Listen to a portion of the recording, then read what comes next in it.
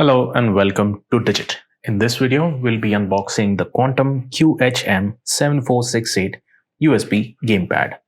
Now, this is what the front side of the packaging looks like. You've got a clamshell, which is transparent, and you can see the entirety of the gamepad.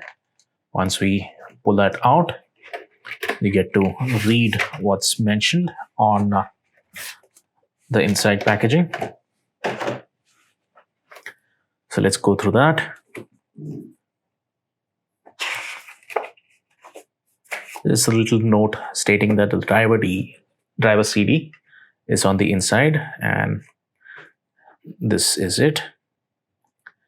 On the other side, we get to see a couple of QR codes for the social links. They wish to state that it's got vibration in it. In fact, the model name has dual vibration in it, so that would assume that, or rather, we could assume that there are motors on both, or rather in both handles. And aside from that, you don't have much details anywhere else, so we'll place it over here. There's another note on the inside, seeking feedback. I'll place it over here. And come to the controller.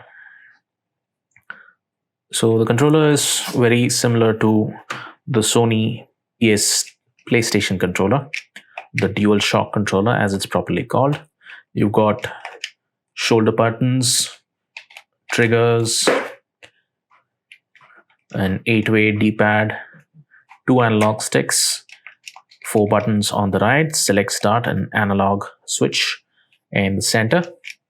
Then you have the cable, which is using a USB Type-A interface.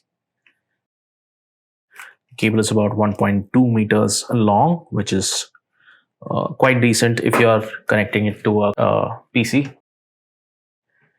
And that's it for the unboxing of the Quantum QHM7468 USB gamepad with dual vibration. Thank you for watching.